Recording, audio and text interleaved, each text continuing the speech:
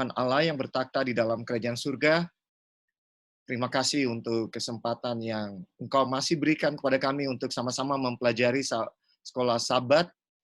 Tuhan berikan kami hikmat surgawi, berikan kami Roh Kudus, agar apapun yang kami pelajari pada saat ini, kami mengerti dan lebih dari sekedar mengerti, kami boleh hidupkan dalam kehidupan kami setiap hari. Terima kasih di dalam nama Tuhan Yesus kami sudah berdoa. Amin. Baiklah saudara-saudara, Sabat ini kita mempelajari sekolah Sabat ya dengan judul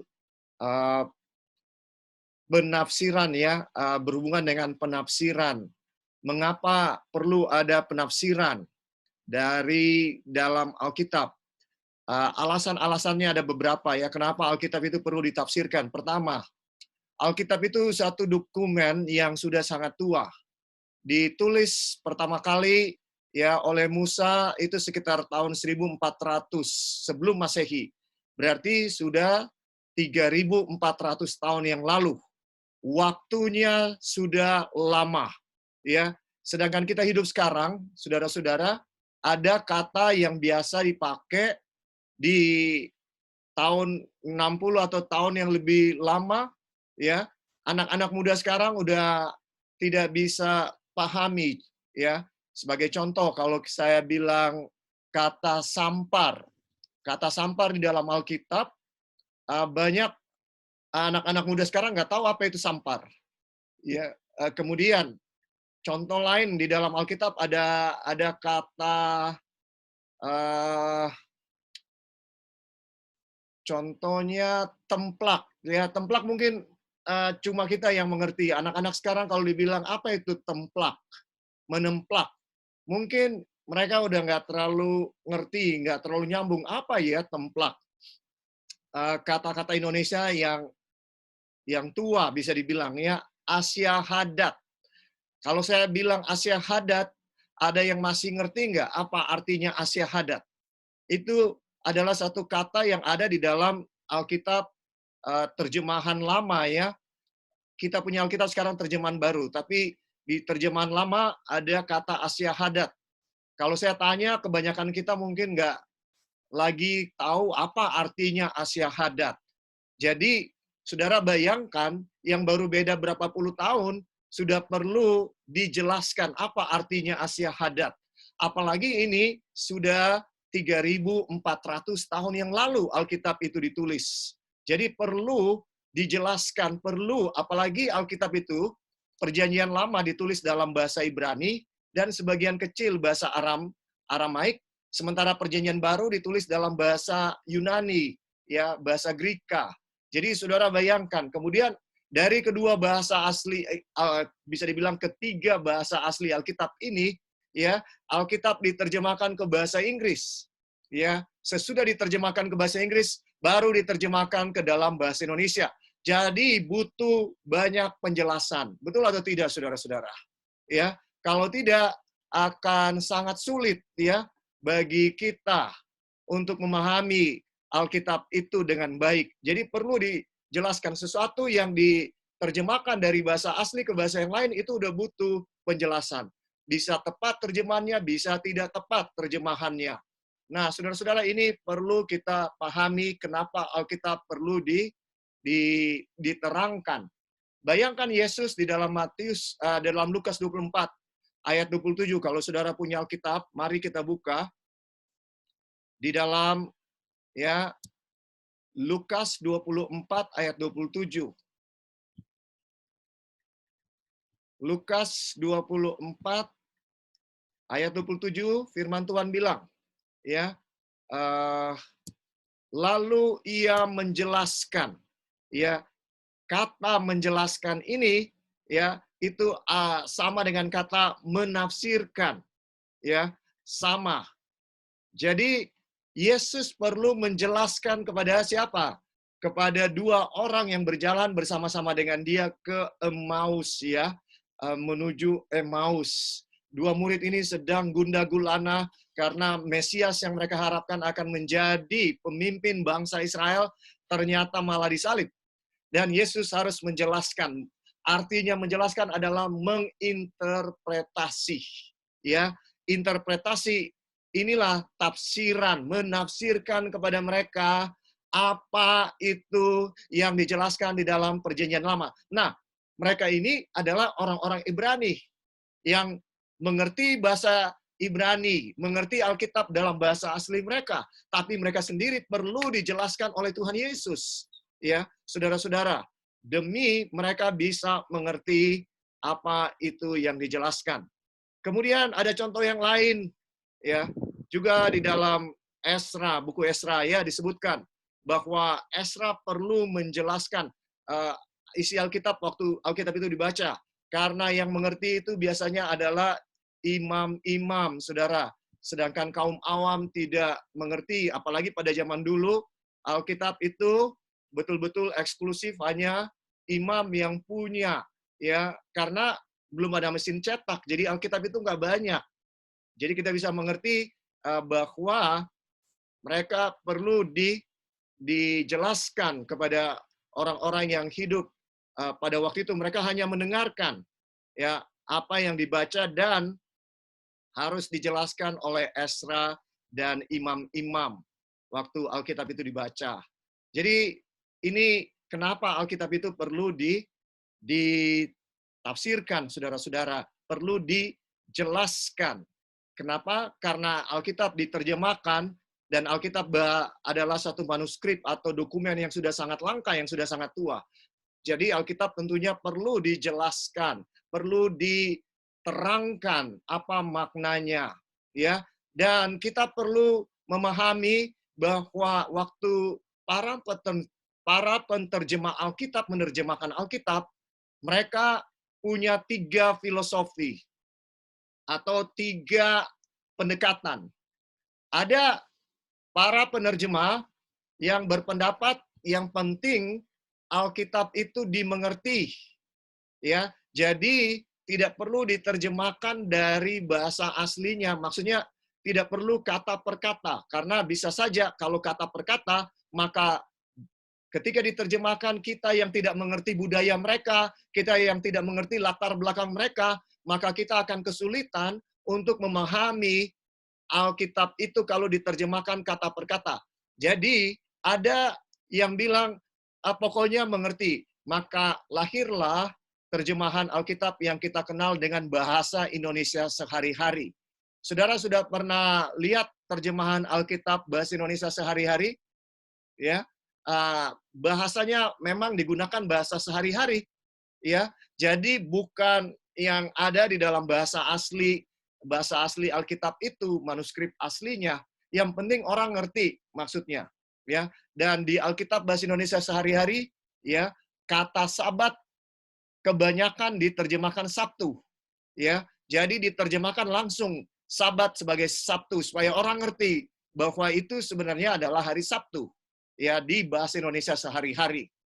Jadi kita lihat ya filosofinya, yang penting orang ngerti. Itulah terjemahan yang bebas bisa dibilang. Dia nggak ngikutin betul-betul kata-kata dari bahasa aslinya.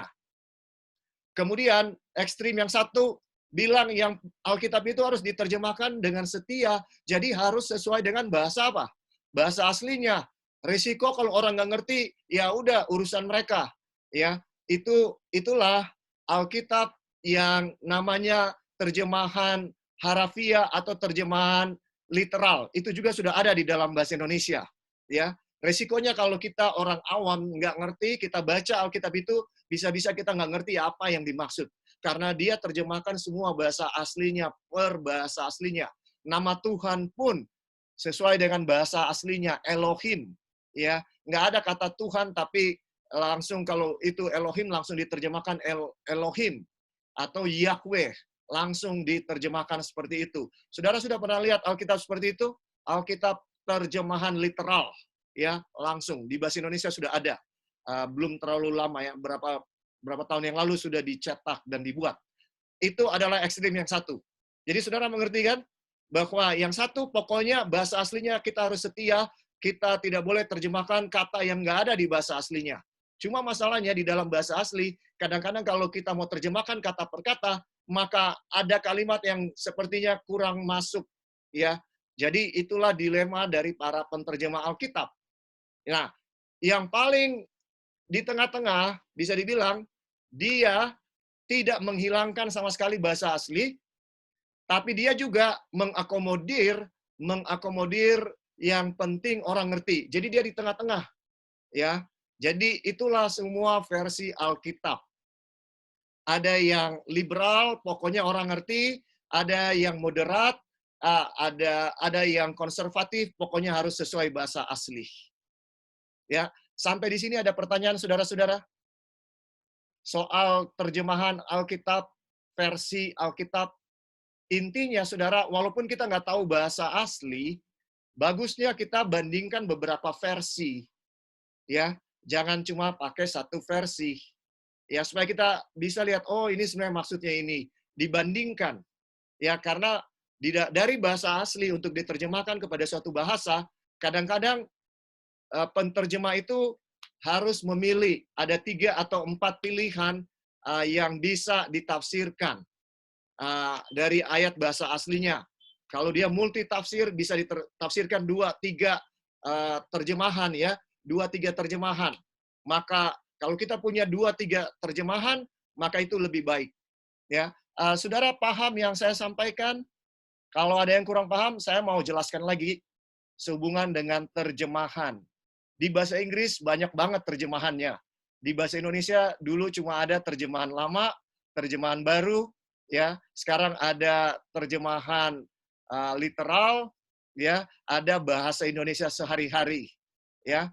Jelas nggak? Kenapa ada paling kurang 3, ya, 3 alasan, ya, atau 3 pendekatan untuk menafsirkan atau menerjemahkan Alkitab. Apakah cukup jelas, saudara-saudara? Kalau sudah cukup jelas, saya lanjutkan, ya. Kenapa ada banyak atau bisa dibilang tafsiran Alkitab atau versi Alkitab yang berbeda-beda. Bagusnya kita jangan cuma pakai satu tafsiran, ya, atau satu terjemahan Alkitab. Dan kalau boleh, saudara-saudara bisa pakai yang langsung ke bahasa asli. Saudara nggak perlu takut. Oh, saya nggak ngerti bahasa asli. Bagaimana, pendeta?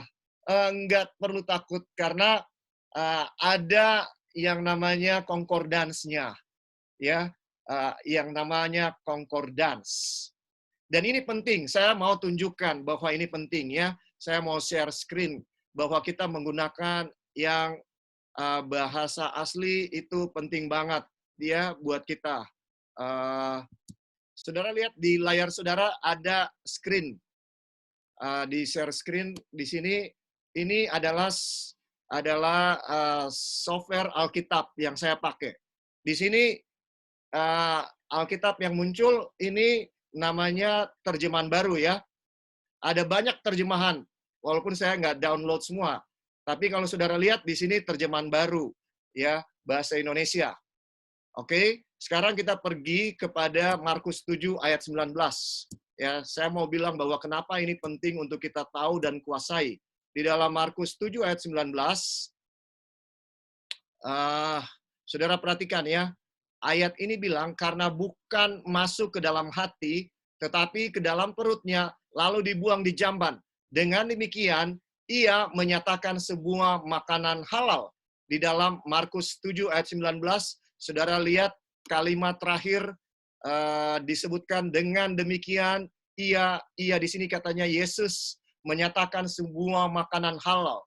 Nah, kalau kita nggak pegang terjemahan yang lain, kita pegang di sini, maka kita bisa bingung menjelaskan ini. Betul atau tidak? Karena ayat ini sering dipakai untuk membenarkan bahwa boleh makan makanan yang halal di dalam perjanjian baru. Tapi saudara, sekarang saudara perhatikan apa yang saya akan bikin. Saya mau kita lihat di dalam versi King James contohnya. Kalau saudara punya versi King James Alkitab, nah ini versi King James. Ya, di sini kalau saudara perhatikan dengan baik-baik, tidak ada kata dengan demikian ia menyatakan semua makanan halal. Betul atau tidak? Markus 7 ayat 19. Tidak ada katanya. Ya, jadi berdasarkan King James tidak ada kata-kata dengan demikian ia menyatakan semua makanan halal. Tidak ada, Saudara. Hanya dalam Alkitab terjemahan bahasa Indonesia. Nah, King James ini diterjemahkan langsung dari bahasa aslinya. Sekarang saya pergi ke King James Version yang plus, ya, plus. Plus ini ada bahasa aslinya langsung dari bahasa Greka. Jadi setiap bahasa Inggrisnya ada padanannya bahasa Greka. G1033. Kalau saudara perhatikan layar, langsung keluar G1033 setiap kata yang ada di dalam ayat itu. Ketika saya klik ini, saudara-saudara, ya, G383956, ketika saya klik, ini semua kata dalam manuskrip aslinya. Dengan demikian kita tahu bahwa kata yang terdapat di dalam Markus 7 ayat 19 versi Lembaga Alkitab Indonesia menambahkan sesuatu kalimat yang tidak ada di dalam manuskrip asli. Jadi saudara lihat apa penting atau tidak menurut saudara-saudara kita menguasai ini. Ya, bagi saya penting karena terjemahan bahasa Indonesia ada satu kalimat dengan demikian ia menyatakan semua makanan halal yang sebenarnya tidak ada. Saudara, kalau kita tidak punya perbandingan dengan terjemahan-terjemahan lain, maka kita tidak tahu bagaimana menjelaskan ini ayat, ya. Tapi karena kalau kita bandingkan, kita punya perbandingan dengan terjemahan yang lain, ya contohnya ini terjemahan literal. Saya ambil terjemahan literal bahasa Inggris. Ya, saudara perhatikan, ada enggak di terjemahan literal ini kata-kata dengan demikian ia menyatakan semua makanan halal? Tidak ada. Ini literal translation, YLT, ya, Young Literal Translation bahasa Inggris. Tidak ada kata yang tadi dengan demikian ia menyatakan semua makanan halal, ya. Terus ASV, American Standard Version. Nah, di American Standard Version kata yang diterjemahkan oleh bahasa Indonesia ini ada, ya. Di sini dia bilang dengan demikian ia menyatakan semua makanan halal, ya, saudara-saudara. Jadi kita lihat mana yang benar sesuai dengan King James Version yang ada referensinya langsung ke bahasa Greka, kita tahu bahwa kata-kata itu tidak ada sama sekali. Oke, ini sebagai contoh betapa pentingnya kita mengetahui ya software ini, aplikasi ini, ya ini gratis di-download di Android saudara. Saudara harus punya supaya saudara tahu ini terjemahannya pas atau tidak pas, ya. Oke, itu soal terjemahan. Sekali lagi ada pertanyaan soal terjemahan? Kalau nggak ada pertanyaan, saya lanjutkan. Oke, kalau tidak ada, saya lanjutkan. Nah, di dalam menafsirkan Alkitab ada aturan-aturan penafsiran. Ya, Alkitab mengatakan di dalam 2 Petrus 1 ayat 20-21. Jadi ini prinsip kita bukan bikin-bikin sendiri, ya, tapi ini sesuai dengan yang disampaikan oleh Alkitab. Di dalam 2 Petrus 1 ayat 21. Ya, saudara-saudara. 1 Petrus 1 ya, ayat 20 dan 21. Ya. Firman Tuhan berkata, ya. Sebentar. 1 Petrus 1 ayat 20-21. Kenapa salah ya? Sebentar. Oh, 2 Petrus 1 ayat 20-21 ya. Yang terutama harus kamu ketahui ialah bahwa nubuat-nubuat dalam kitab suci tidak boleh ditafsirkan menurut kehendak sendiri. Dengan demikian, bahwa harus ada aturan di dalam apa? Di dalam penafsiran ya, saudara-saudara, tidak boleh seenak perutnya seseorang menafsirkan sesuatu, khususnya ketika itu berhubungan dengan nubuatan. Nubuatan harus ada aturannya ketika menafsirkan, ya. Jadi ada aturannya. Apa aturan nomor 1 dalam menafsirkan Alkitab? Ya, yang pertama harus sesuai konteks. Baca ayat itu tidak boleh dikutip keluar dari konteks karena bisa saja jadi berbeda maknanya. Ya, nah ini sekarang yang diberikan amaran supaya kita jangan salah menafsirkan. Apa amarannya, saudara-saudara? Amarannya yang pertama, di dalam sekolah Sabat ada beberapa amaran, yaitu saya sebutkan saja. Yang pertama, di dalam sekolah Sabat kita disebutkan soal praduga. Ya, jadi waktu kita baca Alkitab, saudara-saudara, kita harus lepas dari yang namanya praduga. Tidak boleh ada praduga di dalam pikiran kita. Yang dimaksud praduga adalah bahwa dari kecil, saudara-saudara, kita sudah punya ajaran yang kita terima dari kita kecil tanpa kita sadar kita sudah terima, ya, dan kita anggap itu sebagai satu kebenaran. Contohnya, kalau saya tidak salah, Opung Hutapea, ya, ada ya Opung ya. Saya mau tanya, banyak orang dari kecil, entah mereka dengar dari khotbah, entah mereka dapat dari mana, ada orang dari kecil yang sudah percaya bahwa ya kalau neraka itu sudah ada, ya, dan dia baca Alkitab seakan-akan neraka sudah apa? Sudah ada, dan itu yang dia mengerti. Padahal di Alkitab tidak pernah disebutkan bahwa neraka sudah ada sekarang. Contoh yang lain juga, seseorang percaya bahwa dari kecil sudah diajarkan kalau dia mati, dia langsung naik ke surga kalau dia baik, kalau dia selamat. Kalau dia tidak selamat, dia langsung masuk ke neraka. Padahal di Alkitab tidak diajarkan juga seperti itu. Jadi konsep-konsep ini yang kita sebut praduga atau konsep-konsep yang sudah ada di dalam kepala kita, waktu kita baca Alkitab, kita harus lepas dari konsep-konsep ini kalau kita mau dapat pemahaman Alkitab yang tepat. Ya, praduga. Nah, saya mau kasih satu contoh yang sangat nyata, saudara, bagaimana praduga itu berbahaya. Dan contoh saya ini, ya, saya ambil dari sekolah Sabat minggu lalu. Ada yang kita gabungan, kalau saudara masih ingat, waktu kita gabungan, ada pelajaran sekolah Sabat, ya, yang disampaikan. Kalau saudara masih ingat ya, nah saya mau kutip dari sekolah Sabat. Ini tanggal Kamis 30 April. Ya, saudara-saudara. Kamis 30 April. Sebelum saya jelaskan ini, saya mau satu orang kasih pendapatnya ketika dia membaca tulisan yang berikut ini. Ya, ada satu tulisan dari sekolah Sabat di dalam hari Jumat. Saudara bisa lihat layar. Ini Jumat 1 Mei. Saya mau Ibu Claudia baca, ya, Jumat 1 Mei. Kalau Ibu Claudia punya sekolah Sabat, bisa dibuka Jumat 1 Mei. Atau Ibu lihat di layar, kalau bisa kebaca, walaupun kecil mungkin tulisannya. Saya highlight. Sorry. Ya, bisa dilihat, Bu? Bisa, ini lebih besar mungkin.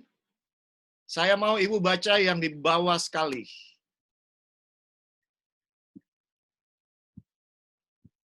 Ketika engkau menjadikan Alkitab makananmu. Bisa dibaca, Bu? Sebentar. Saya unmute dulu, Ibu. Nggak kedengaran, Bu Claudia. Tolong di-unmute dulu. Ya, silakan dibaca, Bu Claudia. Okay. Ketika engkau menjadikan Alkitab makananmu, laukmu, dan minumanmu, ketika engkau menjadikan prinsip-prinsipnya menjadi unsur-unsur karaktermu, engkau akan lebih mengetahui bagaimana menerima nasihat dari Allah. Saya meninggikan firman yang berharga di hadapanmu hari ini. Jangan ulangi apa yang saya telah katakan dengan berkata, Sister White mengatakan ini, dan Sister White mengatakan itu. Cari tahu apa yang Tuhan Allah Israel katakan, dan kemudian lakukan apa yang Dia perintahkan. Ellen G. White Selected Message. Ya, pertanyaan saya buat Ibu Claudia. Apa pendapat Ibu Claudia dengan kutipan ini? Apa pelajaran yang mau disampaikan? Pelajarannya adalah kita, ya sebelum membaca kita berdoa ya, supaya kita boleh mengerti Karena secara manusia pikiran kita terbagi-bagi. Untuk membaca firman Tuhan kita harus berkonsentrasi supaya kita mengetahui apa yang dimaksudkan Alkitab. Karena di sini ini akan menjadi unsur karaktermu, engkau akan lebih mengetahui nasihat dari Allah. Jadi apa yang dituliskan Alkitab itu adalah yang betul, yang benar, yang harus kita ikuti. Pertanyaan saya berdasarkan kutipan yang baru saja Ibu baca, itu pelajaran apa yang mau disampaikan?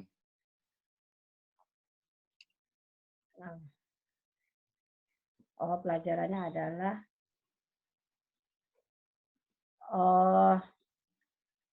ya, jadi pelajarannya adalah kita harus percaya bahwa tulisan Alkitab itu adalah benar. Oke. Nyonya White hanya mengikuti apa yang sudah di Alkitab katakan. Oke. Kalau saya boleh tanya Ibu Helda, kira-kira dari kutipan yang tadi itu, apa pelajaran yang mau disampaikan menurut Ibu Helda? Ini nggak ada benar salah, saya cuma pengen lihat pemahaman saudara tentang kutipan yang baru dibaca.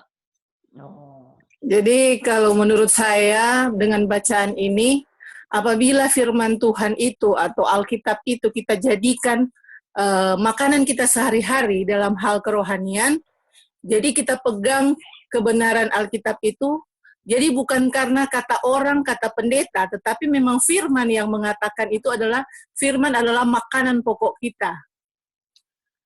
Yang kita butuh setiap hari. Oke, mungkin itu pendeta. Terima kasih Ibu Helda. Kalau boleh saya bertanya Ibu Helda. Ya, betul itu kesabaran yang ingin disampaikan dari kutipan ini.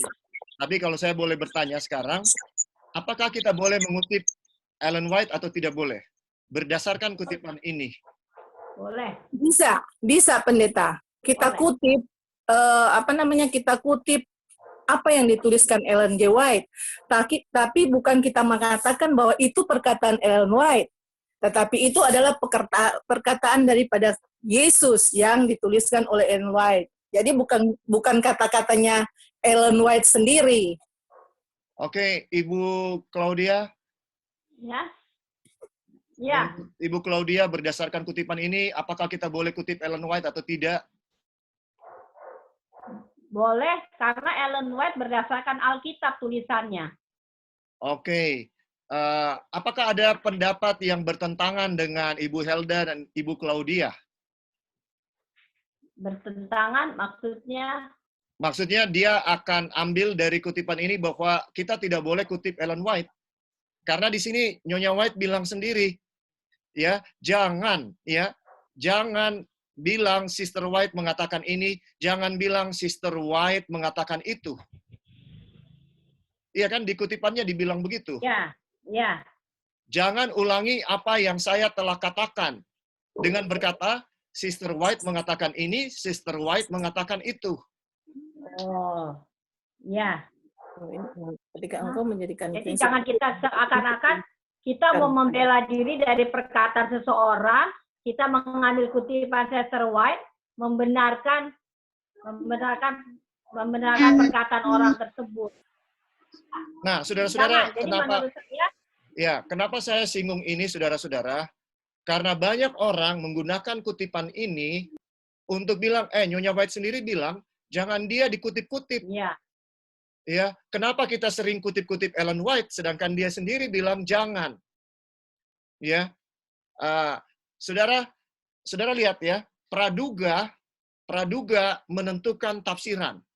Ibu Helda dengan Ibu Claudia percaya bahwa Ellen White itu diinspirasikan Tuhan. Tapi sebagian orang Advent tidak. Ya, sebagian orang Advent, saya bisa bilang mayoritas orang Advent tidak berpikir seperti itu. Jadi waktu mereka baca kutipan ini, mereka bilang bahwa Ellen White sendiri mengatakan dia jangan dikutip. Inilah bagaimana praduga itu bisa membuat salah pemahaman dalam menafsirkan sesuatu. Ya, saudara, berdasarkan praduga. Jadi ada orang Advent yang sudah dibaptis, sudah lama jadi Advent, tapi dia nggak pernah percaya dengan Ellen White, ya, bahwa Ellen White diinspirasikan Tuhan. Maka dia gunakan kutipan ini untuk bilang, loh, Nyonya White sendiri bilang dia jangan dikutip. kenapa kita kutip-kutip? Saudara mengerti bagaimana praduga itu menentukan tafsiran orang?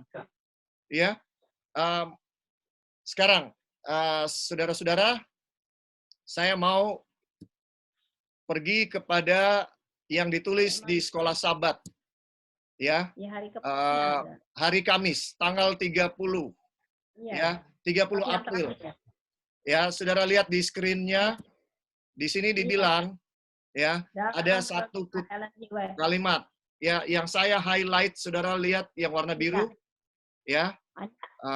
Dalam pandangan Ellen White sendiri, tulisannya bila dibandingkan dengan Alkitab adalah buka kutip.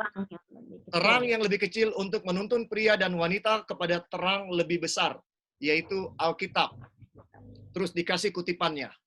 Ya, kalau kita baca seperti ini, ya, apa pengertian yang kita dapat?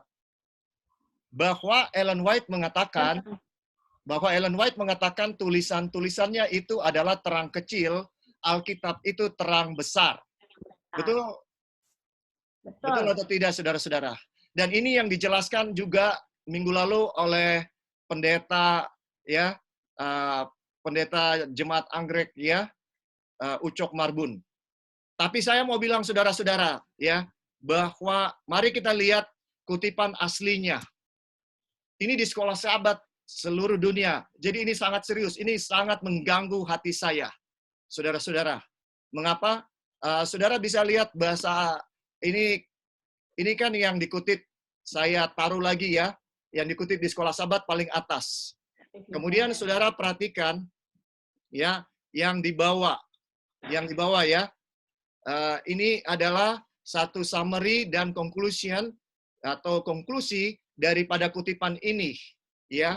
Disebutkan di sini satu pelajaran yang seksama tentang tulisan-tulisan atau manuskrip dan surat-surat dari Ellen White, memberikan satu perhatian khusus kepada tema, skop, dan fokus, inspirasi, dan otoritas, konteks, interpretasi, dan aplikasi praktis.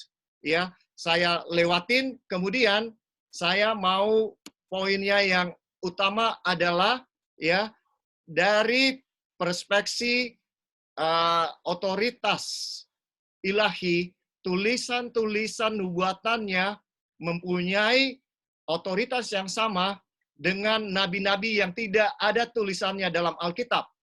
Tapi dari perspektif praktis, fungsi praktis, mereka adalah terang kecil yang menuntun orang, pria dan wanita, kepada terang besar. Jadi ini diambil, saudara-saudara, ya, dan disebutkan, ya. Ini konklusinya. Jadi apa poin yang saya mau sampaikan?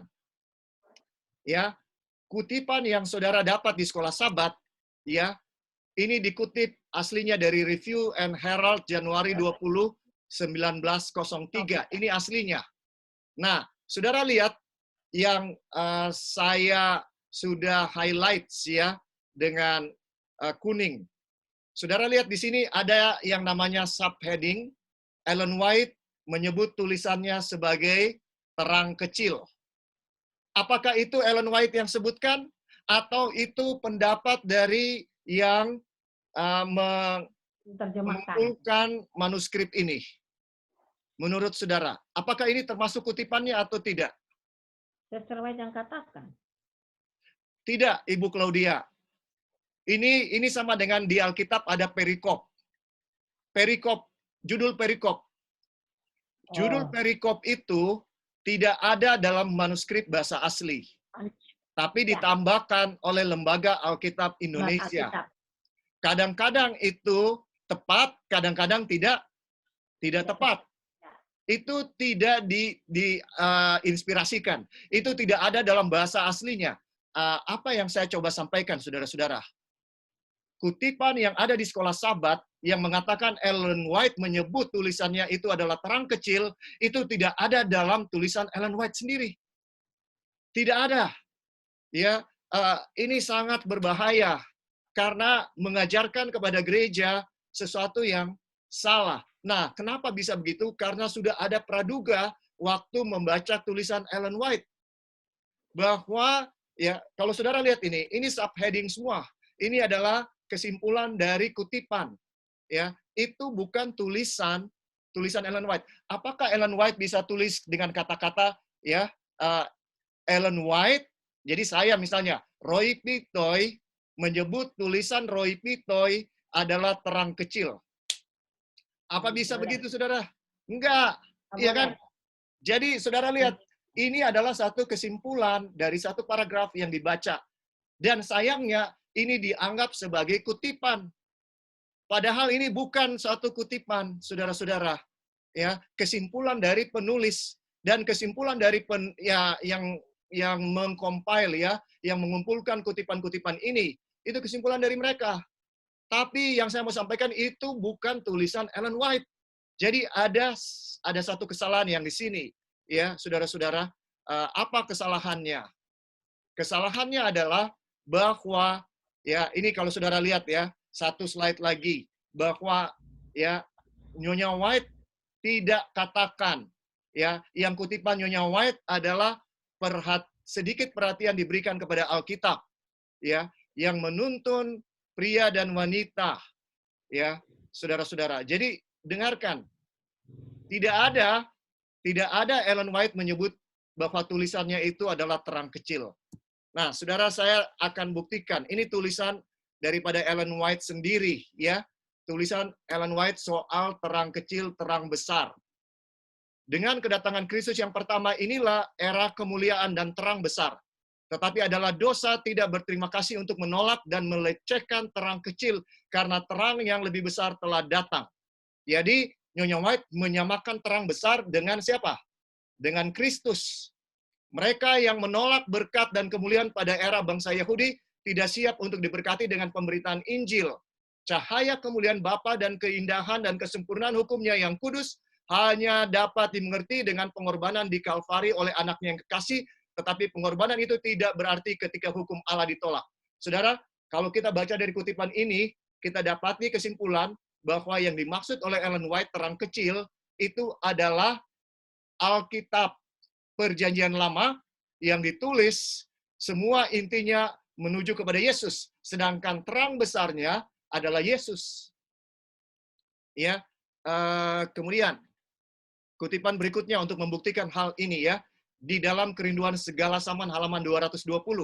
Nabi Yohanes adalah penghubung antara Perjanjian Lama dan Baru. Sebagai wakil Allah, dia muncul untuk menunjukkan hubungan antara hukum dan nabi-nabi kepada era Kristen.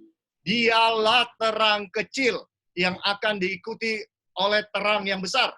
Pikiran Yohanes dipenuhi oleh Roh Kudus agar dia boleh menyinari umat Allah. Tetapi tidak akan ada terang yang bersinar dengan jelas kepada manusia yang telah jatuh, yang memancar dari ajaran dan teladan Yesus. Kristus dan misinya kurang dimengerti yang digambarkan oleh upacara korban. Di kutipan ini Nyonya White bilang dengan jelas bahwa Yohanes, ya, Yohanes Pembaptis adalah terang kecil, sedangkan Yesus adalah terang besar. Jadi jelas atau tidak, saudara? Bahwa yang dimaksud terang kecil itu adalah Perjanjian Lama, sedangkan terang besar itu adalah Yesus. Ya, di dalam Alkitab, terang kecil itu maksudnya bulan, terang besar itu adalah matahari. Di dalam Kejadian 1 ayat 14-15, saudara boleh baca. Jadi, matahari melambangkan Yesus, sedangkan bulan melambangkan firman Tuhan. Ya, saudara-saudara, itu di dalam Mazmur 89 ayat 38. Saya nggak akan baca sekarang, karena bukan itu poin utamanya, tapi yang saya mau tunjukkan di sini, ketika kita punya praduga, kita sulit untuk mendapatkan kebenaran. Bahkan di sekolah Sabat ada praduga, saudara-saudara. Ya, sehingga sayangnya juga di E.G. White Research Center juga ada praduga. Yang akhirnya di mana-mana orang Advent sudah tahu bahwa tulisan Nyonya White itu terang kecil, sedangkan Alkitab itu terang besar. Sehingga yang terjadi, saya yang penting belajar terang besar aja deh. Nggak perlu belajar terang kecil. Dia kan terang kecil, ngapain? Nggak ada gunanya, nggak perlu. Ya, saudara lihat, ya, Bahaya kalau kita mempelajari suatu kebenaran Alkitab maupun Roh Nubuat tanpa betul-betul menghilangkan praduga, konsep-konsep yang sudah ada dalam pikiran kita. Ya, saudara-saudara, ada pertanyaan soal ini. Saya mau ini jelas sekali. Bahwa saya dan saudara harus kritis. Ya, saudara-saudara, jangan mentang-mentang sekolah Sabat ditulis dari General Conference oleh para ahli kita, doktor-doktor, maka kita terima apapun yang mereka bilang. Saudara, kita harus jadi jemaat Berea. Rasul Paulus datang mengajarkan sesuatu, mereka cek lagi, betul nggak itu yang disampaikan oleh Rasul Paulus? Kalau Rasul Paulus saja harus dicek, apalagi penulis sekolah Sabat, saudara. Ya, ini bisa jadi sangat menyesatkan, saudara. Ya, ini harus jadi beban saya dan saudara untuk didoakan. Karena begitu banyak orang yang akhirnya ya tidak mau baca Roh Nubuat, katanya karena itu terang kecil, itu nggak penting. Yang penting terang besar. Akhirnya mereka Alkitab pun mereka nggak baca juga, saudara. Ya, Oh gitu, pendeta. ya, bagaimana Pendeta. Bu Claudia? Pak, kalau begitu jelaskan lagi supaya kita pasti mana yang terang besar, mana yang terang kecil. Supaya kita jangan salah juga nih, kita punya kata-kata nih. Karena kan kita sampaikan di sekolah Sabat, Nyonya White punya adalah terang yang kecil. Terang besar adalah Alkitab. Kalau tadi menurut keterangan pendeta dia agak berbeda persepsinya. Ya, kita lebih jelas. Ibu Claudia, saya sudah menunjukkan bukti dari tulisan Ellen White, menunjukkan bukti dari tulisan Nyonya White dalam bahasa Inggris. Ya, bisa diambil ini bukti-buktinya ya dan dibandingkan. Nyonya White tidak pernah sebutkan tulisannya terang kecil, tidak pernah. Tidak pernah. Saya sudah search semua. Tidak pernah dia sebutkan tulisannya terang kecil. Yang dia sebutkan terang kecil adalah ya Alkitab, ya Nabi Yohanes Pembaptis. Ya, Yohanes Pembaptis itu terang kecil dan semua nabi-nabi yang ada di Perjanjian Lama yang menulis, ya, itu semua adalah terang kecil menuntun kepada terang besar yaitu Yesus. Ya, itu Yesus. Ya, Ibu Claudia jelas banget. Dan di Alkitab yang namanya terang besar itu yang dimaksud adalah matahari. Itu terang besar. Sementara terang kecil itu adalah bulan. Bulan dan bintang-bintang itu disebut terang kecil. Ya, jadi ya kalau kita belajar misalnya Maleakhi 4 ayat 2, ya matahari kebenaran itu melambangkan Yesus. Ya, matahari kebenaran itu melambangkan Yesus. Yesus itu matahari kebenaran. Ya, terus kita baca di dalam Mazmur 89 ayat 38, ya, maka bulan digambarkan sebagai saksi yang setia di awan-awan. Ya, siapa saksi yang menyatakan Yesus paling utama? Maka kita dapati di Yohanes, ya, Yohanes 5 ayat 39 40, ya. Tuhan Yesus berkata kepada orang-orang Farisi ahli Taurat, kamu menyelidiki kitab-kitab suci karena kamu menyangka bahwa olehnya kamu memperoleh hidup yang kekal. Tetapi sekalipun kitab-kitab suci itu memberikan kesaksian tentang aku.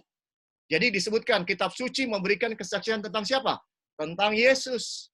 Kitab suci yang dimaksud apa? Perjanjian lama. Karena waktu itu belum ada perjanjian baru. Ya. Maka dengan demikian, terang kecil itu adalah tulisan nabi-nabi perjanjian lama, sedangkan terang besar itu adalah Yesus. Amin. Ya. Jelas atau tidak, Bu Claudia? Ya, biar yang lain juga jelas, jadi kita nggak salah. Jadi kita kadang-kadang, jadi nggak usah lah kita sebutkan terang kecil, terang besar lah ya. Jangan. Kalau Ibu sebutkan salah. Kalau Ibu sebutkan itu dengan pengertian yang umum diketahui oleh orang Advent, kita jadi penyesat, Bu. Kita jadi penyesat. Jadi salah nanti. Jadi salah. Jadi kebiasaan untuk jangan disebut-sebut lah terang besar dan terang kecil. Terima kasih, Ibu Claudia. Sahabat lalu saya sudah gemes, tapi saya tahan diri. Ya, saya gemesnya adalah kebenaran disalah ajarkan. Iya. Tapi Itu saya yang nggak memang mau. kita sudah dapatkan dari kita masih kecil-kecil, kita sudah dapatkan itu. Jadi sekarang kita jadi lebih tahu, Iya. lebih teliti dalam membaca Alkitab, lebih Ibu mengerti. bayangkan seluruh wilayah 8 mengertinya seperti itu. Iya. Ya. Dan Terus bukan cuma terang seluruh iya. wilayah, bukan cuma seluruh wilayah 8, Bu. Banyak. Seluruh dunia. Ya. Banyak kemarin. Ya, terima kasih pendeta. Terima kasih. Ya.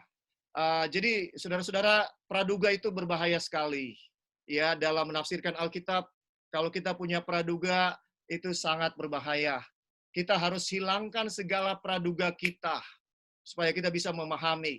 Berikutnya juga yang berbahaya untuk penafsiran saudara-saudara itu adalah kita punya dosa. Saudara-saudara, ini berbahaya. Ada orang, ya, dia tahu bahwa dia tidak boleh cemburu. Alkitab larang cemburu atau tidak? Larang kan? Kasih itu tidak cemburu. Betul? Ya. Dan dia ini seorang istri yang sangat cemburuan. Ya. Sangat cemburuan. Dan terus cemburu buta yang luar biasa. Semoga orang nyiur nggak ada ya, ibu-ibu yang begitu ya. Jangan, Bu. Ya. Terus dia benarkan dengan bilang, Tuhan aja bilang bahwa dia Allah yang cemburu. Ya. Tuhan aja katanya Allah yang cemburu.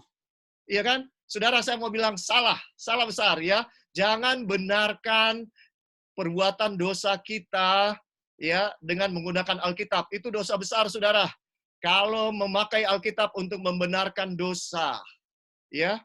Kalau saya dan saudara ada dosa dan itu ditegur oleh Alkitab, Saudara, itu ditegur langsung oleh Alkitab, kita rendahkan diri, kita bilang, Tuhan minta ampun. Saya masih belum melakukan apa yang Alkitab bilang. Tapi saya tahu itu kebenaran Tuhan. Tolong mampukan saya. Sebagian orang ketika ditegur oleh Alkitab melalui pembicara, pengkhotbah, yang terjadi mereka bilang, pengkhotbahnya aja nggak benar. Ya, karena mereka nggak mau dengar apa yang disampaikan oleh firman Tuhan. Saudara, ya, kita ini orang berdosa. Bahaya sekali kalau kita ikut keinginan daging kita. Ya, bahaya kalau kita ikut kedagingan kita dan apa akibatnya? Akhirnya kita baca Alkitab sesuai dengan kemauan kita saja. Ya, apakah itu berbahaya atau tidak? Mari kita baca Yohanes 12 ayat 42. Ada satu contoh yang saya ingin kita buka. Kalau saudara punya Alkitab, Yohanes 12 ayat 42, firman Tuhan berkata, namun banyak juga di antara pemimpin yang percaya kepada Yesus, ya, kepadanya. Tetapi oleh karena orang-orang Farisi mereka tidak mengakuinya berterus terang, supaya mereka jangan dikucilkan.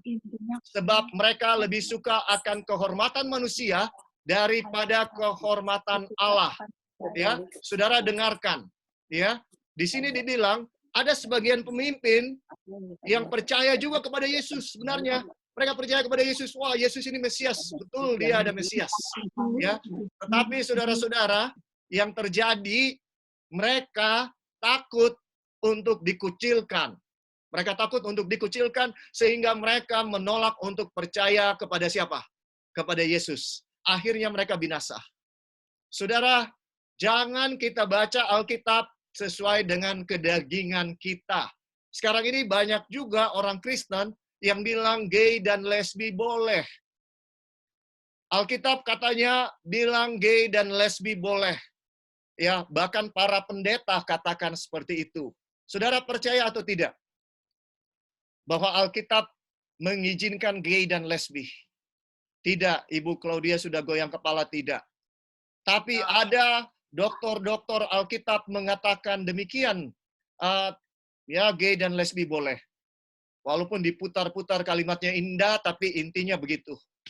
Ya, saudara-saudara, kenapa bisa begitu? Itu karena kedagingan. Di Amerika, di Barat, maupun di Australia, di negara-negara yang hak asasi dipromosikan dengan luar biasa, demi menjaga perasaan daripada kaum gay dan lesbi. Mereka tidak berani bilang bahwa Alkitab tidak setuju. Saya tidak mengajarkan kita membenci gay dan lesbi, saudara. Orangnya kita harus kasihi, karena kalau mereka tidak berubah, mereka tidak akan masuk ke dalam kerajaan surga, mereka akan binasa. Ya, orangnya harus kita kasihi, tapi dosanya kita tetap harus bilang itu dosa sesuai dengan apa yang firman Tuhan bilang. Ya, sekarang ini banyak yang terjadi adalah bahwa Alkitab firman Tuhan harus mengalah dengan perasaan manusia.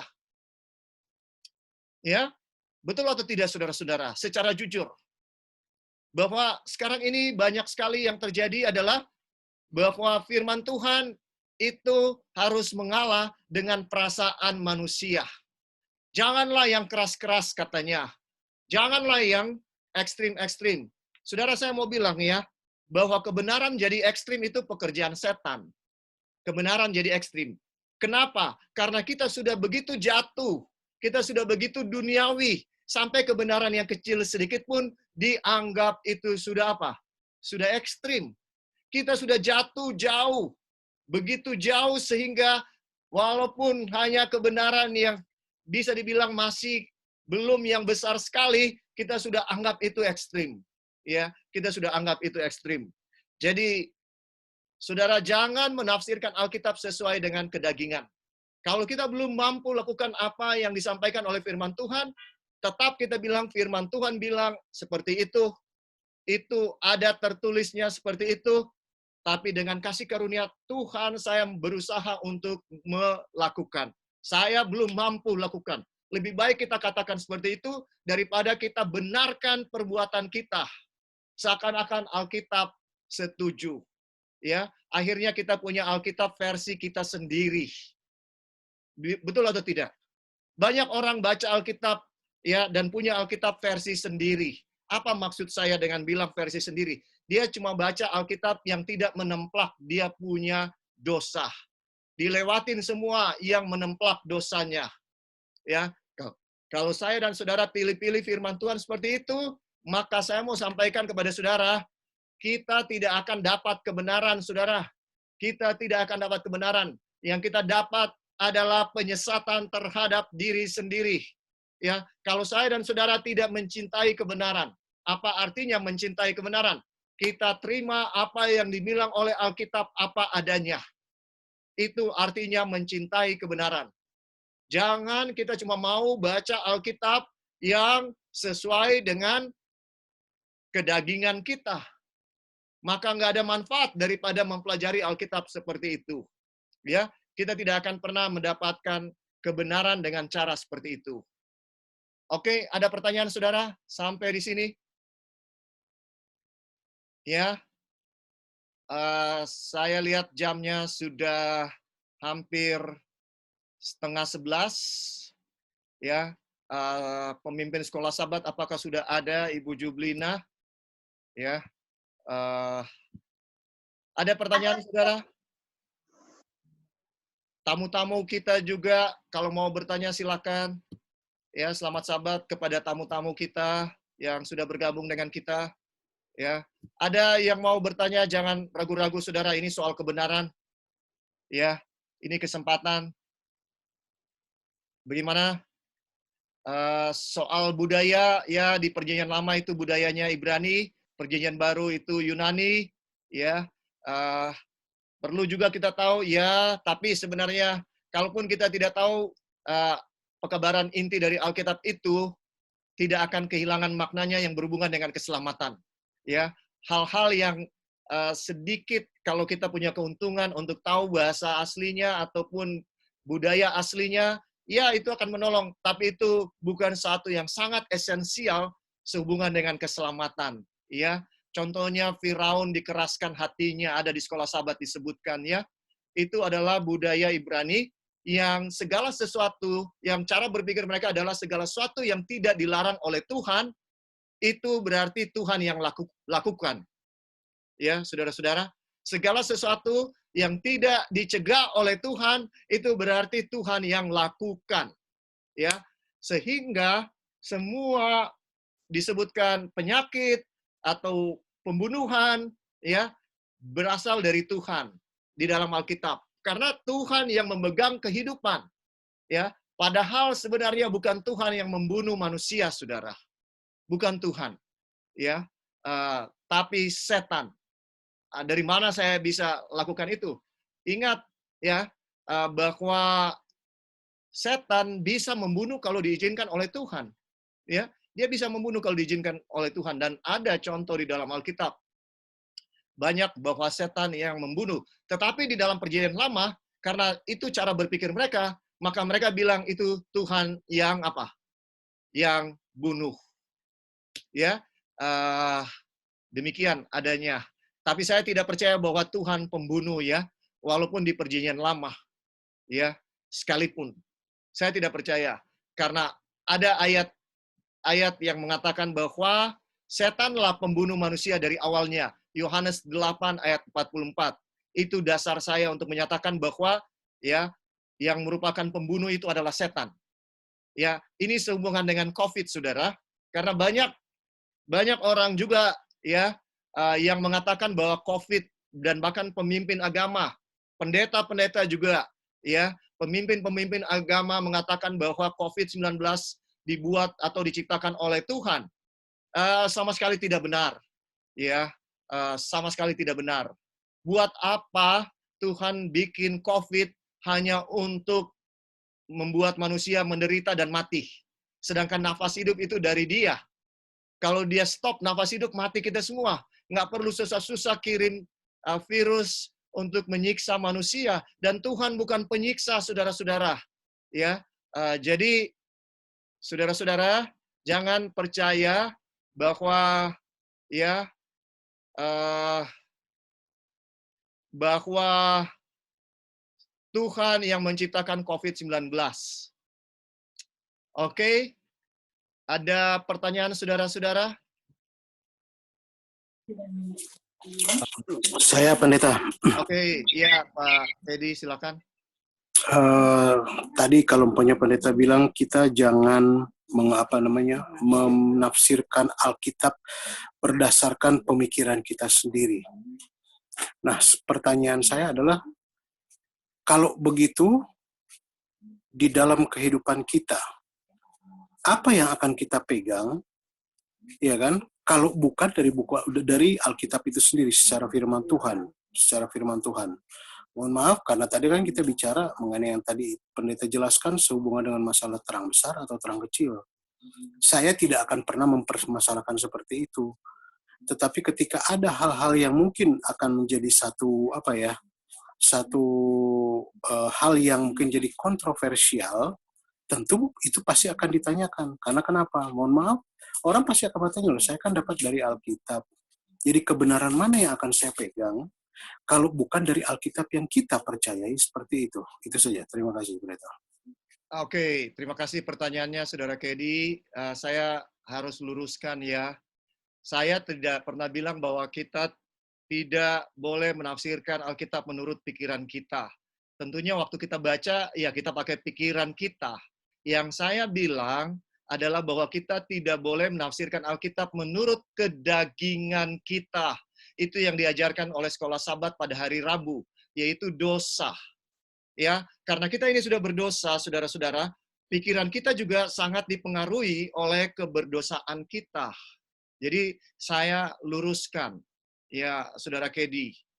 Apa ada tanggapannya? Ya. Saya berpikir bahwa kita bukan berbicara tentang konsep mengenai masalah saya atau kita membaca Alkitab atau kita menafsirkan secara kedagingan. Karena semua hal yang kita ambil di dalam hal pelajaran itu adalah dari Alkitab sendiri. Jadi bagaimana mungkin kita bisa menafsirkan itu secara kedagingan kalau bukan itu menjadi dasar kita punya pemikiran. Begitu saja, Pendeta. Oke, saya tadi menjelaskan bahwa kalau kita punya kedagingan, ya, Saudara Kedi, contohnya tadi saya sebutkan, mungkin Saudara Kedi sempat miss ini, ya, ada seorang istri yang cemburuannya gede banget. Cemburu itu adalah dosa, ya. Betul. Cemburu itu dosa. Terus dia benarkan dari Alkitab, kan Tuhan itu Allah yang cemburu katanya. Ya, itu maksud saya. Jadi kita tidak bisa menafsirkan Alkitab berdasarkan pikiran kita yang sudah dipengaruhi oleh dosa, sehingga kita benarkan perbuatan dosa kita. Itu maksud saya. Ya. Saya setuju, pendeta. Saya sepakat saya dengan yang itu. Tetapi maksudnya begini, ibu itu juga pasti kan berpikir sekarang begini. Kalau umpamanya seakan-akan menyatakan bahwa cemburu itu tidak diperbolehkan, sementara dia melihat bahwa konteksnya itu dia baca di Alkitab, bahwa Allah kita memang adalah Allah pecemburu. Mungkin ini kita bicara bukan mengenai masalah konsep kedagingannya dia, tetapi mungkin dari sifatnya, dari segi sifatnya yang dilihat seperti itu. Bukan menjadi satu contoh, tetapi hanya menjadi satu apa ya kalau kita bilang ya, bukan penafsiran dia, tetapi karena dia baca melalui Alkitab yang dimaksud tadi. Itu saja mungkin, pendeta. Terima kasih. Oke, kebetulan saya tahu pasti maksud dari ibu itu. Ya, karena dia bertanya langsung kepada saya. Saya bilang kasih itu tidak cemburu. Jelas banget 1 Korintus 13 bilang, kasih tidak cemburu. Tapi karena ibu ini mengikuti kedagingannya, ya, cemburu buta yang berlebihan, dan ketika ditegur, Bu, nggak boleh cemburu. Alkitab aja bilang bahwa Allah itu cemburu. Ya, saudara-saudara, ya ini yang saya maksud. Ada orang-orang menggunakan Alkitab untuk membenarkan kedagingan yang dia lakukan. Saudara-saudara, itu yang saya mau sampaikan. Dan ini berbahaya kalau kita lakukan dalam kehidupan kita. Ya, itu sebabnya saya bilang tadi kita baca Alkitab versi kita. Kita nggak mau baca Alkitab yang menemplak kita. Ya, kalau ada praktek kita yang belum sesuai dengan Alkitab, yang paling aman kita bilang Alkitab bilang tidak boleh, ya, Alkitab bilang tidak boleh, tapi saya masih bergumul untuk bisa melakukan itu. Ya, dan saya kasih contoh tadi juga Saudara Kedi bahwa di Amerika, di barat, ya, banyak orang Kristen membenarkan LGBT, gay dan lesbian, membenarkan karena kedagingan. Itu jelas karena kedagingan, ya. Jadi kalau kita bilang bahwa ya kita tidak, artinya saudara-saudara, yang saya mau sampaikan di sini adalah bahwa kita jangan menafsirkan Alkitab sesuai dengan kedagingan kita, itu intinya. Ya, itu yang mau disampaikan di dalam pelajaran hari Rabu. Ya, itu aja poinnya ya. Saya pikir ini masih Begini, ada. pendeta. Nah, bukan untuk membantah. Tidak ada sedikit pun dalam hal ini untuk masalah membantah. Tetapi kita juga harus sadar bahwa di dalam Alkitab itu, ya kan, ada hal-hal yang memang mungkin ya, bukan mungkin sih, tapi sebenarnya setelah kita lihat ada hal-hal yang sedikit kontroversial. Makanya kenapa sampai akhirnya orang menyelidiki dan kemudian mereka juga mempertanyakan daripada konsep apa yang disebutkan di dalam Alkitab. Iya kan? Kita memang betul, saya setuju, sepakat tidak boleh membawa kedagingan kita untuk menafsirkan apa yang ada di dalam Alkitab. Ya saya juga tidak setuju kalau memang LGBT itu disahkan, tidak pernah. Saya tidak, dan itu mungkin itu satu contoh banyak hal-hal lain yang mungkin menjadi permasalahan kemudian itu dipertanyakan, ya kan? Tetapi pada prinsipnya kita sekarang hanya mau untuk meluruskan saja bahwa Alkitab itu kita pelajari tidak harus dengan membawa kedagingan kita karena itu tidak sesuai dengan prinsip Alkitab. Ya, itu saja mungkin pendeta. Oke, terima kasih. Ya, jadi saudara-saudara, ya terima kasih pertanyaannya Saudara Kedi. Ya, saya pikir ini sudah jelas pelajaran hari Rabu di sekolah Sabat. Ya, saudara-saudara, karena itu yang mempengaruhi kita menafsirkan Alkitab. Ya, banyak orang akhirnya tidak bisa lihat kebenaran ya, oleh sebab mereka membenarkan ya dosa yang ada.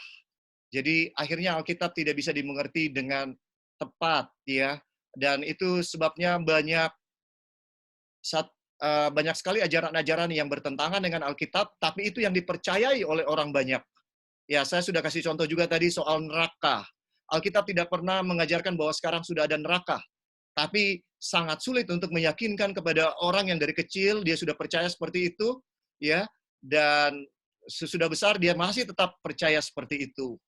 Ya, ini yang kita harus betul-betul berusaha untuk hilangkan dari pikiran kita semua praduga-praduga, konsep-konsep yang kita miliki berdasarkan budaya kita, pola pikir kita, latar belakang kita, pendidikan kita. Ya, Alkitab hanya bisa betul-betul dimengerti ya dengan berserah kepada Tuhan, kepada tuntunan Roh Kudus. Ya, itu yang saya bisa sampaikan. Kita harus dengan kerendahan hati datang membaca firman Tuhan, maka kita akan dapat kebenaran. Ya, kalau kita datang dengan kerendahan hati, bahwa saya mau belajar Alkitab untuk cari tahu kehendak Tuhan, bukan belajar Alkitab untuk menunjukkan pengetahuan atau kehebatan kepintaran kita. Ya, saudara-saudara, seringkali sekolah Sabat menjadi ajang perdebatan untuk menunjukkan siapa yang paling pintar soal Alkitab. Saudara, jangan kita lakukan itu. Kita belajar Alkitab supaya kita lebih memahami kehendak Tuhan dan kita mau menuruti segala perintah Tuhan. Ya, itu adalah yang paling penting dalam kehidupan kita waktu kita belajar Alkitab. Saya pikir waktu kita sudah habis, ya, saudara-saudara. Jadi kalau saudara masih ada pertanyaan bisa dilanjutkan kemudian. Tapi untuk saat ini kita akan akhiri. Apakah sudah ada pemimpin sekolah Sabat kita? Sudah ada, Pendeta. Oke, Ibu pemimpin sekolah Sabat, silakan diambil alih. Baik, selamat